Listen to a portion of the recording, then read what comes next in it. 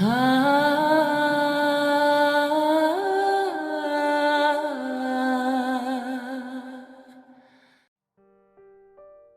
guys, it looks like we found ourselves back in that empty little vacation town, but for some reason it doesn't feel like the same Silent Hill we came to know in our last visit. After Konami tasted a bit of success with their psychological horror underdog, the green light for a sequel was so bright you could see it from low orbit. And with an inflated budget and a larger staff, comes some pretty natural worries. Like, is this going to be a cash-in, a shadow of its former self masquerading as an indie horror title? Plus, there's the obvious question, like, how the hell could you continue from Silent Hill 1's satisfying ending? What's left to cover? And most importantly, will delving deeper into this world risk destroying the vague, unknown charm that it had in the first place? Well, I think it's about time we did some digging, so if you'll join me, let's take a little trip. We'll take the exit just past Brahms and return to that ghost town you just can't get out of your head. What's up guys, I'm Jared from Avalanche Reviews. Welcome to Silent Hill.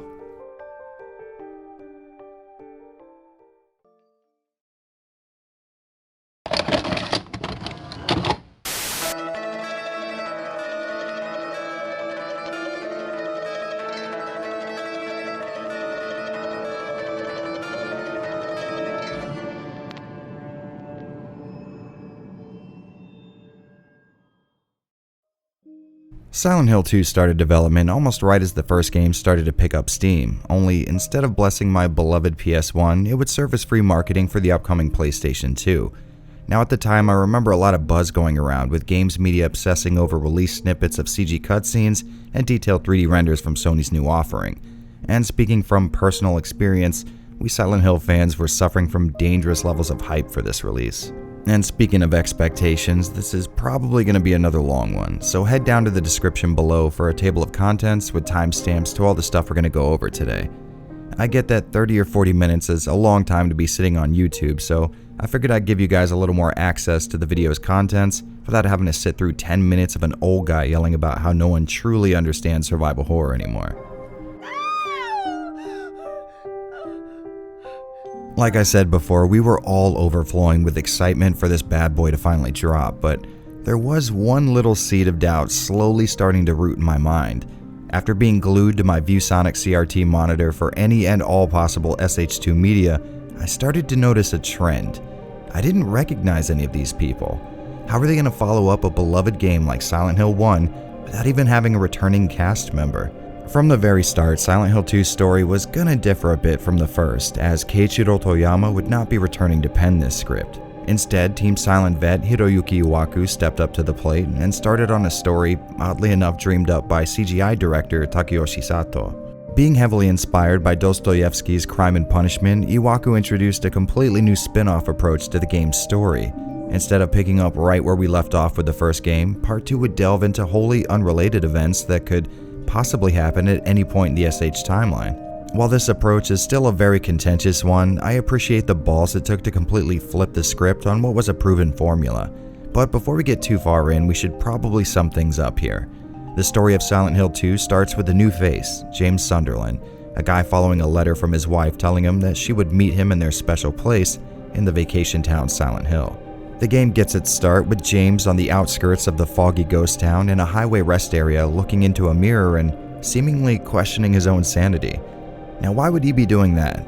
Well, that letter from his wife has some pretty damning implications, seeing as how she's been dead for quite some time. Anyway, she's dead. I don't know why I think she's here. And if you ask me, this was probably the most Silent Hill way these guys could have started this game.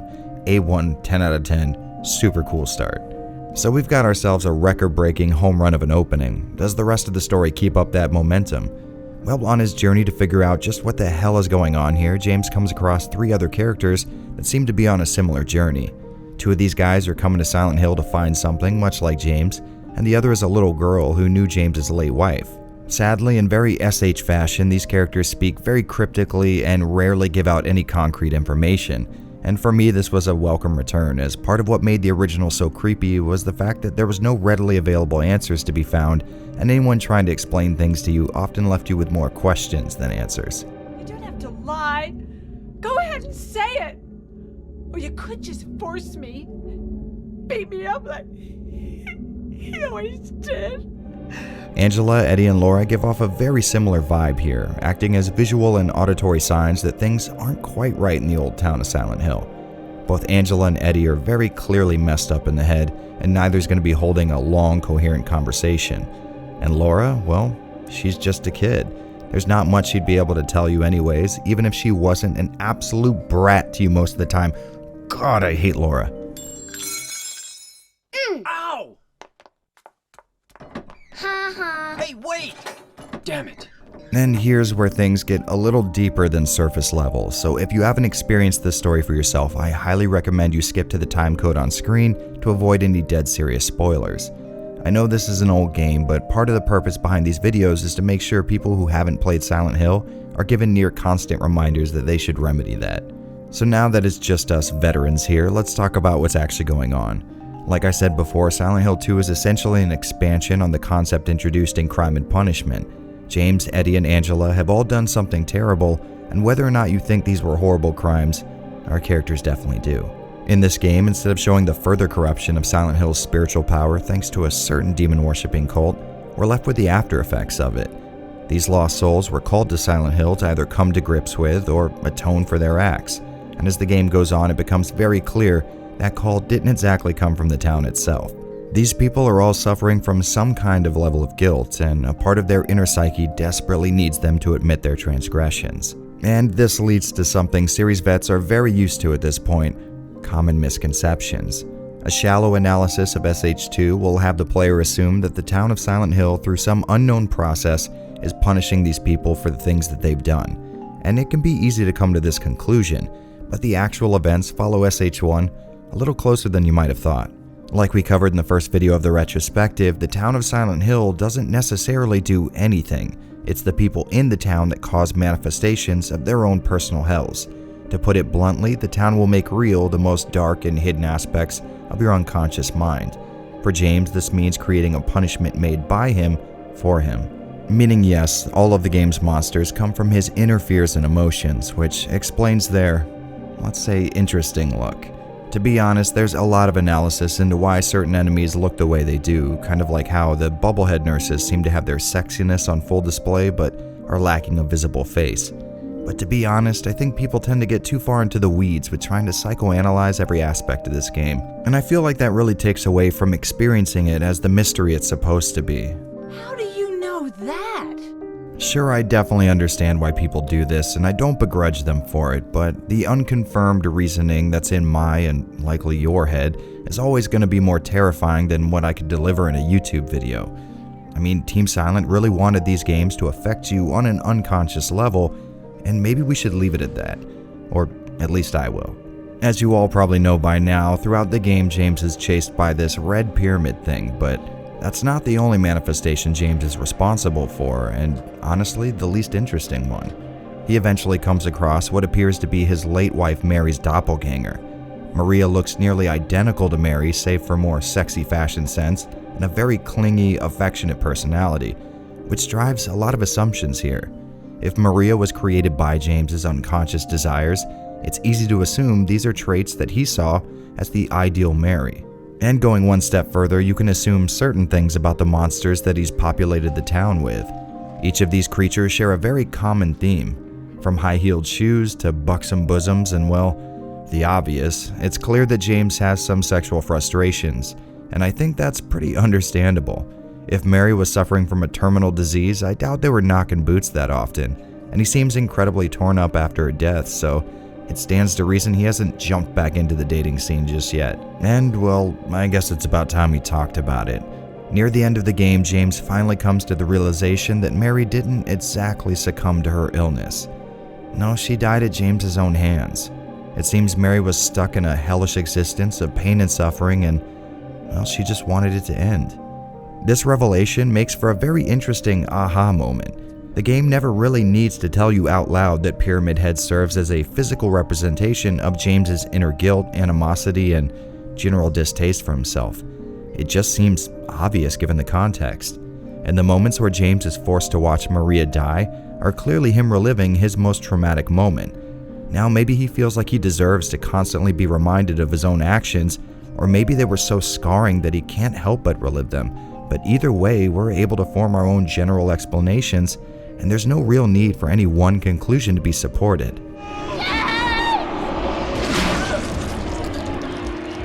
After all, we're dealing with highly volatile mental issues here, and oftentimes there's no clearly defined line that denotes exactly why we feel the way we do. So it's nice that the game's take on the matter is equally, shall we say, murky. In this way, I think Silent Hill 2 is one of the most interesting delves into mental illness we've ever seen here in the gaming sphere. But on that same note, I think it leads to my biggest gripe with the game. For a lot of fans of the game, this isn't just their favorite Silent Hill game, it's the Silent Hill game, and for the life of me, I just can't understand that reasoning. Now, I should probably qualify that. By no means am I saying this is not an incredible story, because it most certainly is. By all means, this game's worthy of all the praise you can physically give it, but in the end, it's a spin-off. Of course, there's nothing wrong with that, but uber SH2 fans tend to use this game specifically to discredit the rest of the series, even though they all have a sort of symbiotic relationship to each other. Here, think of it this way. Would the events of Silent Hill 2 have made any rational sense to you if you weren't already aware that the titular town possessed a supernatural power to bring inner thoughts into the physical world? Of course not, and then the game would have had to sacrifice its concise story to allow for unneeded world building. So I know I still haven't adequately explained why this bothers me. I mean, who cares what Silent Hill fans think? I can just think whatever I want. Well, the fans aren't the issue here. The real issue is SH2's admittedly incredible story has served as the one and only archetype for a Silent Hill story since Team Silent's disbanding. Now, I don't want to go too far in depth since I still haven't decided whether or not I want to cover the non-Team Silent produced games in this series, but ever since Konami started hiring outside help to make SH games, the theme of main character did something or experienced something horrible and must go to Silent Hill to remember, /make peace with, /get over, /atone for it, has been present in every single entry without exception. And it seems incredibly odd that so many different developers from so many different walks of life would look at such a radical departure from the other 3 games in the series and think to themselves, this seems like a one-off experience and perfectly encapsulates how future games in the series should be made.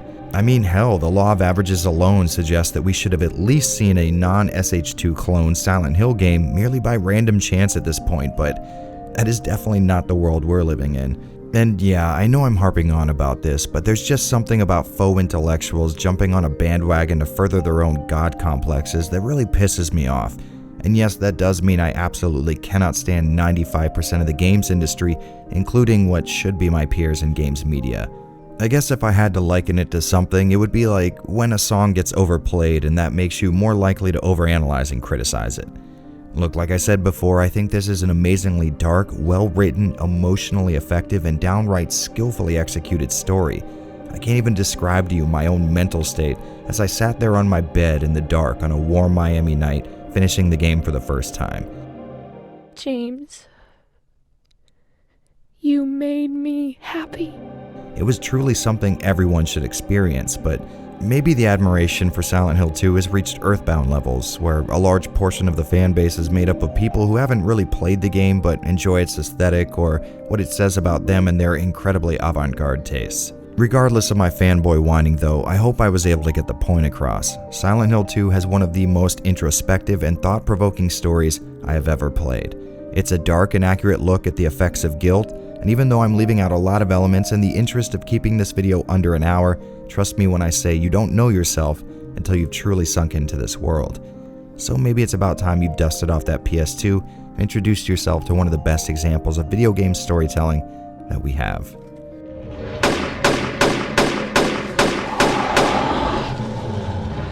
Team Silent seemed to be real big fans of the if it ain't broke, don't fix it school of game design. They found a gameplay style that they liked and that fit the world they had built, so they brought an improved version of that same style over to this new entry. And I know that sounds like it should be mundane or at the very least expected, but hey, think of it this way. Of your favorite PS1 series, how many of them have made the jump to the next generation of hardware without suffering any significant subtractions from their gameplay styles? I'm gonna assume that number is relatively close to 0, and hell, that's not exactly a given today, so this stands as one of the reasons fans were so attached to this relatively small group within Konami. It was clear Team Silent had a vision, and they were completely unwilling to compromise on seeing that vision come to fruition. Of course, I can't expect everyone to have already played a Silent Hill game, and even if they had, there's a chance it wasn't the right Silent Hill game. No, don't you worry, we'll crack that little chestnut a little further down the road. Anyways, the point is, a little more of an explanation might be necessary here. Silent Hill 2 sticks incredibly close to the survival horror conventions put in place by genre headrunner Resident Evil. Tank controls are used here for movement, meaning up will always move your character forward relative to their orientation, and left and right will spin James on his axis. Again, R1 and L1 can be used to strafe, and again, I just never used this in any meaningful way during these 3 playthroughs. Just like the first game, James's movement is a lot more affected by momentum than your typical STARS member, meaning you won't be stopping on a dime or going from walking to running without a bit of wind-up in between. This can be pretty hard to get used to if you, say, hypothetically, just spent 2 years covering all the Resident Evil games and got pretty used to transitioning into a run with almost no startup frames. I will say this approach does make it hard to maneuver like a boss, but it does feel, I guess organic is the best word for it. It just kind of feels like how an actual person would move. And as a bit of good news, the looser controls do not have a negative impact on another survival horror staple, running from fights. While playing this game on every platform it's available for, I had no problem steering clear of enemies in both the wide open and smaller interior locations. So even though this control style may be rough to get used to, once you do, you'll find it's just as responsive as any other games in the genre. I will say though, I found that just like SH1, Part 2's normal mode gave me enough ammo to make sure I didn't really need to run from every monster I encountered. Even towards the late game, I was dodging enemies more as a habit than a necessity. Hell, I finished the game with a bullet count in the hundreds and enough healing items to start my own pharmacy, so if you're a vet of the genre, you might want to set the action difficulty to hard. Speaking of action, the combat is yet another unchanged element from the first game. Holding R2 will ready your weapon, and the action button still can be pressed for one type of attack and held for another. Although this time around I noticed I wasn't as loaded down with melee options as I was in Part 1. In the first game, the first 2 or so hours had me a good 3 melee weapons to choose from, but for most of Silent Hill 2, you'll be stuck with the starting plank of wood with nails in it. Which really isn't a problem since, like I said, you'll have enough ammo to start a revolution in South America by the time you're finished, but replays on hard will definitely leave you wishing you had at least 2 more options. And since we're comparing and contrasting to the first game, Part 2 definitely spends a lot less time having you explore the town of Silent Hill. One of my favorite aspects of SH1 was running around town finding hidden little alleys and burger joints filled with healing items, and you still do this in 2, but to a noticeably lesser degree. Also absent are the abrupt and violent transitions to the game's other world. The first outing had an air raid siren signaling Harry crossing over into Alessa's nightmare made real. But 2 is operating under slightly different circumstances than the original, so things are naturally just a little bit altered. Instead of being thrust into the other world at set moments, James slowly descends into his nightmare, a little piece of symbolism meant to signify him diving deeper into his inner torment. And I have to say, even though I really like this idea thematically, you do start to notice its absence after spending a lot of time in any one place. In Silent Hill, the shifts to the other world serve to break up long stretches of the player being in one location. The switch of scenery may have only been skin deep, but it really worked at keeping me from feeling fatigued. SH2 spends roughly the same amount of time in these areas, but the lack of any other world shift had me kind of getting tired of my location towards the tail end of me being there. Like I said before, the imagery of Silent Hill slowly becoming a nightmare with impossible architecture and crumbling structures works really well and is a really good way to tie the game's psychological tinge into its gameplay, but I wish there were a happy medium between the 2 approaches, maybe including more numerous interior areas but having them only last half as long.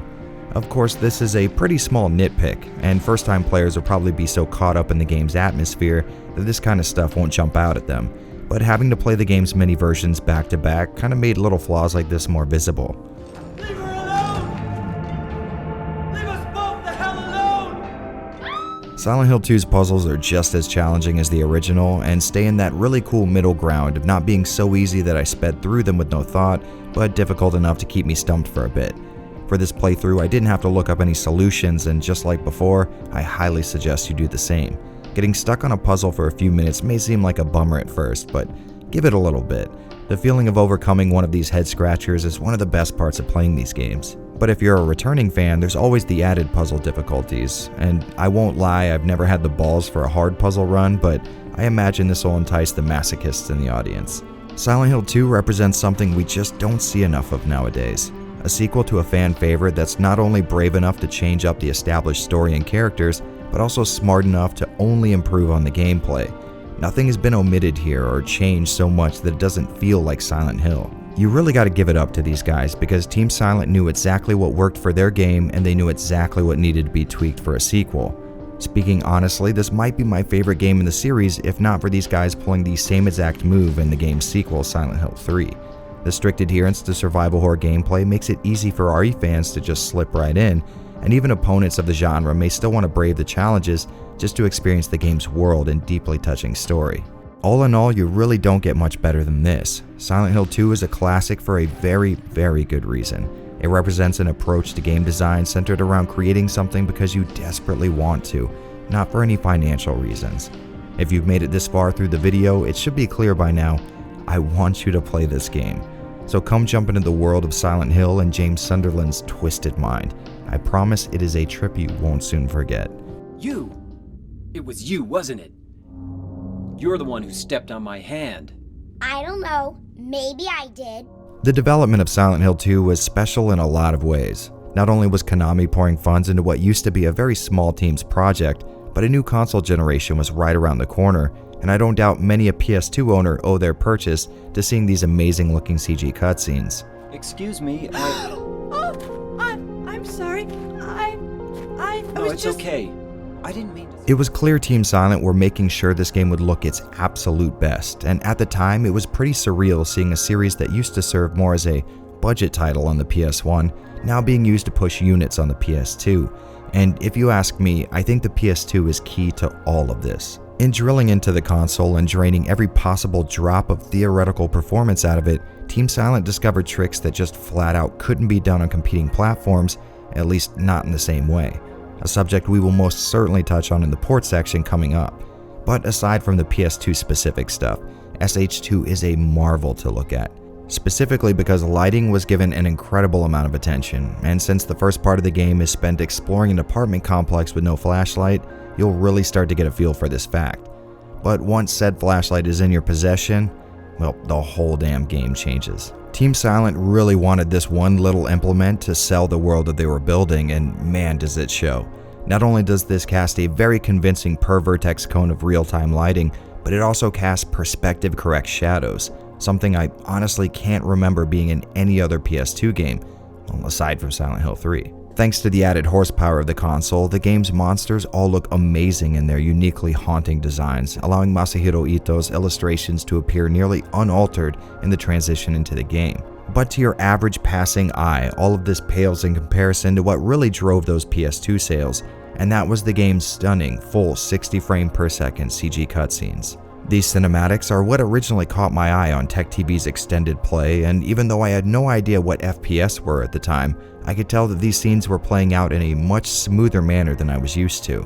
In fact, my first playthrough of the game had me finding these CGs a little distracting. Most games I was used to at the time had a pretty low frame rate in their pre-rendered cutscenes, and thanks to this it was easy to find a focal point and keep centered on that the whole time. But SH2's incredibly smooth and fluid motion had my eyes constantly darting across the screen trying to keep track of it. Even today, my wife has an issue watching these and not commenting on how they look like something out of a soap opera. But if you appreciate large strides made in presentation, you'll likely find these scenes as entrancing as I do. One thing that really got me going was Team Silent's radical move not to give us the other world straight away. Like I mentioned before, James slowly descends into the depths of his own mind, and the town around him reflects that journey, but it's a much slower process than we diehard fans were used to. In the previous game, there was a shrieking air raid siren and boom, we were surrounded by chain link fencing and dead bodies. But Silent Hill 2 takes nearly the entire game to get to this level of desolated beauty. I really like this approach. It was like Team Silent were all teasing me, and by the time I came to realize it, I was already in the other world. It's one of those things you're likely to miss your first time around because there's so much to take in, but a second or third playthrough will have you noticing all the little things that were going on in the background. And of course, I can't talk about graphics without mentioning how great it is seeing classic Silent Hill landmarks in this brand new engine. The town is every bit of dreary and captivating as it was in the first game, only with a flashy new coat of paint over everything. I will reiterate that I wish I could spend as much time exploring the town proper as I did in Part 1, but the new interior areas are nothing to sneeze at. The first area you come across, the Woodside Apartments, are a tour de force of amazingly detailed graphical achievements. The lighting is perfectly dark and there are all kinds of little accent lights and colors that help make the environment pop. The game also makes sure that textures and tile sets are complicated enough that you'll never see them repeating a pattern, which is something designers struggle with even today. But if you ask me, all the cool stuff's going on under the hood. For example, for some reason the game displays its picture off-center, giving a big empty black space above the screen, which is a really odd decision. I mean, why not just include pillar boxing on the top and bottom that equals the same amount of real estate? That's what I ended up doing for the on-screen footage in this video, and I can't imagine it would have been that hard to implement. Real quick, I'll switch to my untouched capture footage so you can see how distracting this was for me. And before you say it, I don't think this was due to my FrameMeister or PS2. I used this exact same setup and settings to record footage for all my PS2 reviews, and I've never run into this issue. And as an added bonus, I found that using the game's included alignment option can really mess with the picture even more, so I opted to record my gameplay as is and fix it for you guys in post. As for its purpose, well, I imagine just like in Part 1, it was a decision made to save on processing power, but to be honest, I can't find any info on the subject, so feel free to leave a comment if you've cracked this little chestnut. And without a doubt, no discussion about SH2 is complete without mentioning the upgrades made to the fog. In the first game, fog served to obscure your view of Silent Hill, so the PS1 didn't catch fire trying to rendering that much real estate. And obviously it's still a huge part of the game's look, but in Part 2, it's used as more of a mask to enhance other tricks. This convincing effect is pulled off by using both 2D and 3D assets in unison with differing levels of alpha transparencies, which would be another one of those graphical tricks that proved incredibly difficult to replicate on other platforms. But I can't praise the game all day. Maybe it's because the first entry was a PS1 title and kind of deserves a little bit of leeway, or maybe it's because Part 2 is the darling of the series as far as most fans are concerned. But either way, there are aspects of SH2's presentation that bother the hell out of me. And first up on that list is the static overlay. Listen, I know all Silent Hill fans are supposed to worship this effect, but to my eyes it's a very low-res and unflattering implementation. Now, I imagine the blurriness of consumer CRTs and a set of composite cables might make for a more believable look, but sadly, that's just not an option for me. I know the devs use this overlay to keep the game from appearing too clean visually, but in my opinion, it just takes away from how sharp and impressive the game could have looked otherwise. And if you ask me, honestly, it's kind of lazy looking. Alright, now I know criticizing Team Silent's graphical choices is a pretty dick move at this point, but hear me out. Not only is this static look applied to the visible picture, but it even appears over the pillar boxing in cutscenes, which just feels terrible for some reason to me. Speaking of which, some cutscenes include close-up shots that really give you a look at how crystal clear the picture could have been and how sharp the pixels are. But there is a silver lining here. After you finish the game, you're given the option to disable this effect, something I definitely would recommend for your second playthrough. To be honest, this isn't exactly a huge gripe, but thanks to the overall excellence of the rest of the package, small issues like this can seem more noticeable. And speaking of small issues, I gotta say, the mouths look a little over-animated here. But okay, I might be going a little too far. Like I said, these are very small problems, and to be honest, they don't go anywhere near spoiling this incredible looking game. The PS2 proved to be a rough environment for developers to work in during its heyday, but Team Silent managed to make this console purr for them. Sure, there have been better looking games released for the PS2 since, specifically Team Silent's own sequel, but at the time there were no games that pulled off such a convincing and realistic looking presentation. And so it came to be that a sequel to a low-budget horror title became the benchmark for console gaming graphics. Man, I love the early 2000s.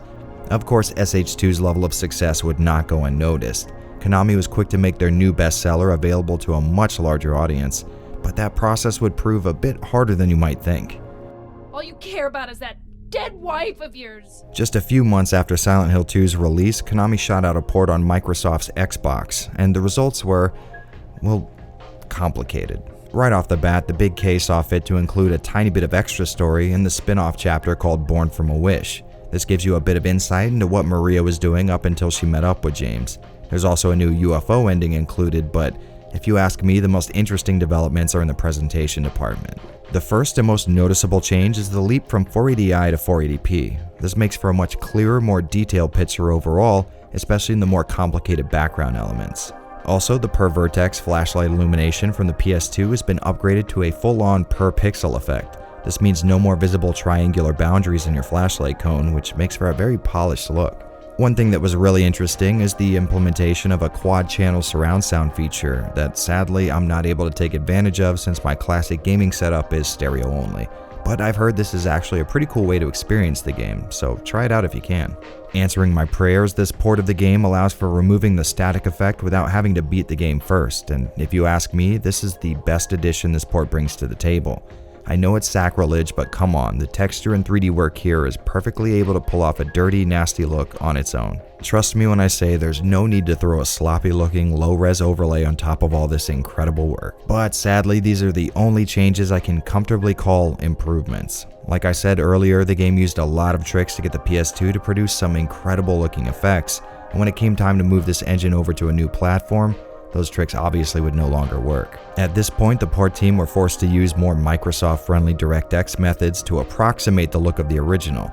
Now, sometimes this resulted in a pretty accurate replacement, but most of the time, well, it didn't. For example, the game's fog, while still looking pretty good, is much less present and thick looking here on the Xbox. This was due to the PS2's screen fill rate being incredibly high for the time, meaning the Xbox would have to scale down the amount of transparency effects being displayed at one time. Now, this may not be a downgrade for you personally or even something you would even notice, but it is an inaccuracy nonetheless, and also kind of an interesting little difference. One of several such differences you're likely to notice in playing these two games back to back, but I will say this, there are a few very obvious and universally agreed upon downgrades to note. First up is the gorgeous 60 frame per second cutscenes having their frame rate cut in half in order to save room on the disc. If you're used to how fluid and off-putting these cinematics were in the original, well, you're likely to notice this change right off the bat. These cutscenes are what drove sales for the game in the first place, and I think going with sloppy BINC video compression and a lessened frame rate does the original a pretty great injustice.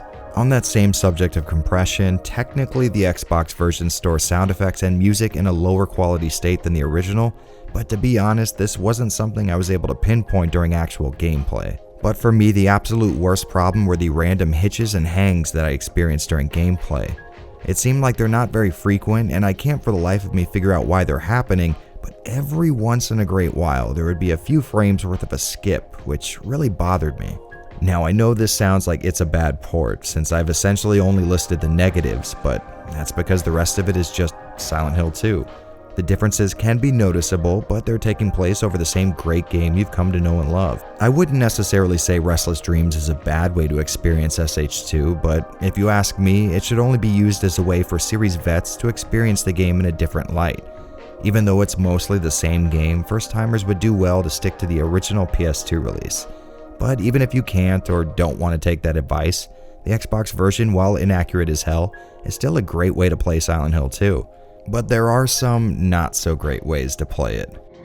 What the hell is it? The original PC port of SH2 was marred with graphical glitches, poor sound emulation, and the same compression-heavy 30 frame per second cutscenes found in the Xbox version. I remember trying to play through this release with a buddy of mine and having constant crashes and dealing with whole areas where sound effects would stop altogether. Trust me, I was there at launch, and it was a nightmare. Now, I know what you're probably thinking. For a crappy version of the game, the footage on screen sure looks nice as hell. Well, what we're currently looking at is the result of a group of fans putting in countless hours of work to get this port of the game somewhere near the original. The Silent Hill 2 Enhanced Edition is a still expanding mod which alters and improves nearly every aspect of the game you could think of. Support for higher resolutions is now available, and a widescreen mode has been added which required the team to go through and alter camera placement and scene geometry to make sure things that would normally be hidden off-screen don't appear in normal gameplay. And while I have to admit I've only played up to the end of the Woodside Apartments, I haven't noticed anywhere that they've missed. Originally, this version of the game used the compressed 30 frame per second cutscenes from the Xbox release, and they look just as choppy as you'd imagine. Luckily, you can download an FMV pack that includes the PS2 originals in all of their 60 frame per second glory. They've also went through and fixed any lighting issues that could be found, and trust me, there were a lot in the original PC release. Thankfully, there's also an option to disable the dumb-looking red cross that appeared on screen when you're low on health, and most interestingly, there's an option to remove the pillar boxing from cutscenes. At first, I wasn't sure how I felt about this. I mean, pillar boxing does seem to make for a more cinematic presentation, but without them, the game seemed more immersive, like there was less happening on screen to remind me I'm just playing a video game. And now that I've played around with this option for a bit, I gotta say, I actually love it. It's something I would love to see running on the PS2 original. And of course, you've probably noticed this version also lets you disable the static overlay. But if you want to play with it on, the team has included a static filter that comes closer to the PS2 original, which is great because the overly sharp filter that the PC used to use was really nasty looking and a little too opaque for my taste. One element for me that is a 100% improvement though is the deep inky black levels available in the PC version.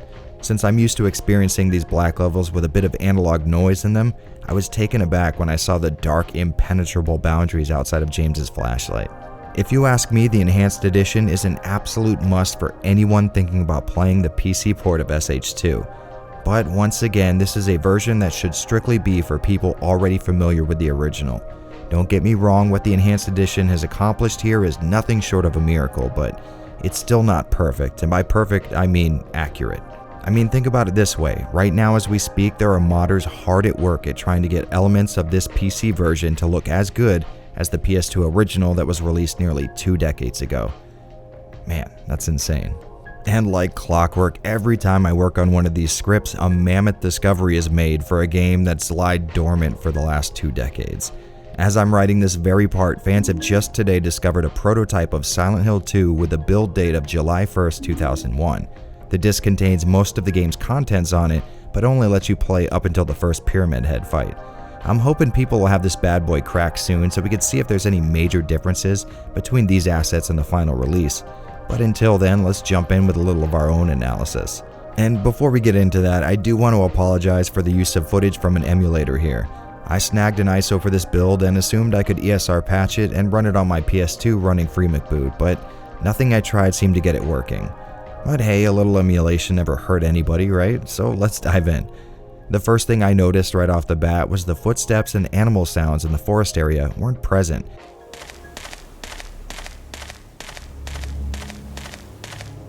And the game's 2D text seemed to be a bit off and weirdly colored. James's flashlight seems to not only pass through him, but also the pillar boxing and cutscenes, and a good number of items are either not placed yet or in a different spot than you're used to. There's also now loading text when moving from one room to the next, and man am I glad they did away with that in the final release. For some reason the FMVs don't work in this version, but apparently this isn't an issue on real hardware. I noticed some things you could probably call glitches and other graphical anomalies, but that's the issue with playing on an emulator. Getting an idea for whether it's the prototype or emulator that's causing the problem can be next to impossible. I know I'm going to sound really negative here, but overall I'd say this is a pretty uninteresting prototype. I mean, it's really cool seeing a game I love in some other form, but I was hoping to see some real differences, incomplete assets, different outfits, you know what I mean. In my opinion, superfans should probably give this one a try, but if you don't really want to, well, you're not exactly missing out on much. On the plus side, apparently there's an inaccessible part of the disc that has James running around Silent Hill and Pyramid Head chasing him, so I guess there's that. But definitely keep an eye out for any more revelations coming from data mining this release. And since we're talking versions, you know it's not an Avalanche Reviews retrospective without a little back-to-back action. Don't read into that. So let's compare every version of Silent Hill 2 available right now. Obviously, the Xbox and PC release overtake the PS2 original in clarity and overall resolution, but if you ask me, SH2 was made in such a custom manner that you can't really separate it from the console that spawned it. Now, I know that sounds like an elitist thing to say, but I swear in this one instance, I'm not just speaking from a misguided sense of nostalgia for my first experience with the game. This game is just too ingrained in the PS2's odd, weird, and kind of quirky hardware to really put it anywhere else. Sure, other platforms have solutions for real-time lighting or perspective correct shadows, but they just don't look the same as they do on PS2 because of the little tricks that had to be pulled to get them working. Anyone looking to go ahead with the Xbox or PC versions of the game will definitely have a great time, and might not even notice any problems. But if you do, if you just so happen to notice a little stutter here or maybe an odd angle there, you're always going to wonder if this is how the game is supposed to play or a result of the changes made during the porting process. For me, the PS2 version is 100% the way to go for your first playthrough, but there's no bad options here. There's only 100% accuracy or 90%. I really like the additions and changes made to the base game and the subsequent releases, but to really appreciate these things, I think you need to be very familiar with what spawned them. Well, obviously the choice is going to ultimately be up to you guys, but trust me when I say you're going to want this disc spinning in your PS2 as soon as possible. What a terrible tragedy. What a gruesome end to such innocent lives. And I know you didn't think we're going to finish this one out without talking about the absolute genius that is Akira Yamaoka's masterful sound design. While the first game was filled with harsh, metallic, or industrial soundscapes, this game leans much harder on a softer, more ambient sound. Like I said in my previous video, Yamaoka would eventually come to develop a very recognizable sound to his music, and this game is 100% the beginning of that process. Here we start to notice his love for including guitar tracks and his tendency to use a tinny sort of surf rock sound to his tuning and amp effects. The entire soundtrack has a much more somber, sad tone to it than SH1, and just like before, the man is not afraid to omit music altogether, letting his masterful environmental sound effects set the stage for one of the creepiest audio experiences you're likely to ever have.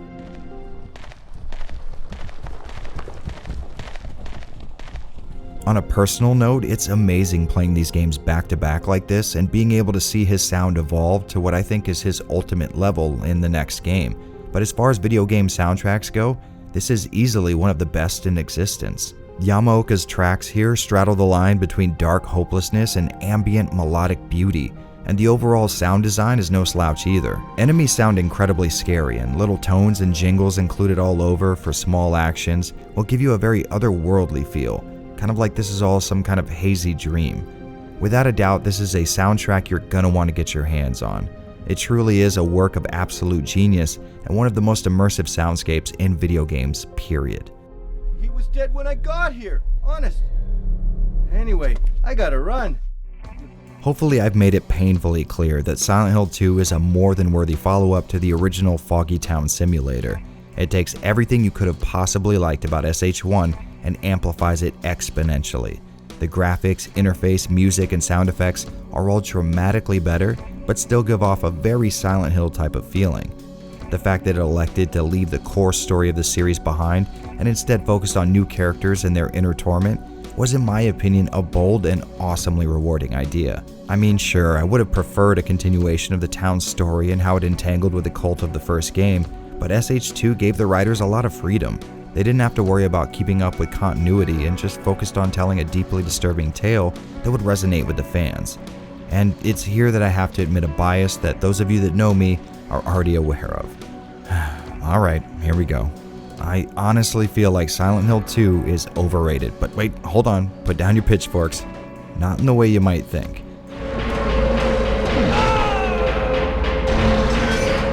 I could care less what fans think about the game because obviously that has no bearing on me, but it's game developers and games journalists that make this such an overhyped release. Essentially, everyone in a position to sell themselves as a creative person is damn near forced to consider this to be the gold standard of gaming, and at its core there's nothing wrong with that. That is, until it's time to create something. Like I said before, every single person to ever attempt a Silent Hill game after the disbanding of Team Silent did so under the impression that SH2 should serve as the mold that their art has to flow into. And if you're the kind of edgy dork who never grew out of the suicide is cool and meaningful mentality, then you're likely to trumpet this game's accomplishments from the rooftop, letting the Cheeto dust fall from your patchy beard like an elegant snow to the pavement. But all jokes aside, this isn't aimed at you, the hardcore Silent Hill 2 fan. I imagine you have your own reasons for preferring this entry over the others, and hell, more power to you. There's just some incredibly annoying people on your side of the fence. I mean, honestly, Silent Hill 2 is flat out amazing, which makes it hard to disagree with fair-weather fans who have only played 2, or even worse, have never played it but spend all their time consuming fan theories and dissertations about how Pyramid Head could totally exist outside of James's inner... Okay, look, I might be ranting a little bit, The point is, Silent Hill 2 is incredible. It's one of the best sequels ever made, and a frontrunner for the best example of how to weave a meaningful narrative into a plot without bogging the player down with pages of exposition. It really is something to behold, and even if you're the kind of person who prefers 2 over the better games in the series, I can totally see where you're coming from. I may not agree, but I'll be damned if you can't make a solid argument for your position.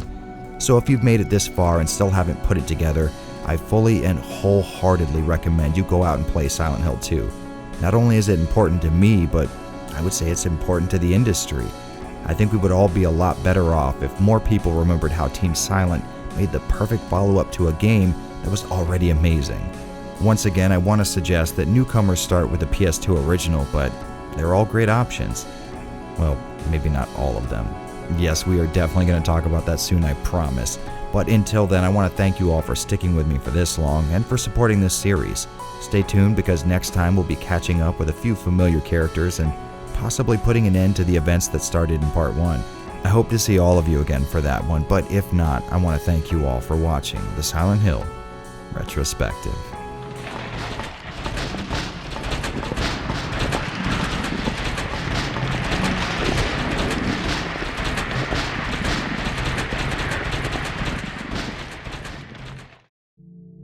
Hey guys, welcome to the end card. If you've made it this far, first off, wow, you're a real trooper, and second off, you'll probably get into some of my other retrospectives linked here on screen. Also, maybe think about swinging by my Patreon page to join ranks with the incredible people that make these videos possible. If not, maybe try something you've always wanted to do but never thought you could. Whether it's lifting weights, learning a language, or talking to your dream guy or girl, I expect a report in the comment section of my next video on your progress. That's an order. Alright guys, see you later.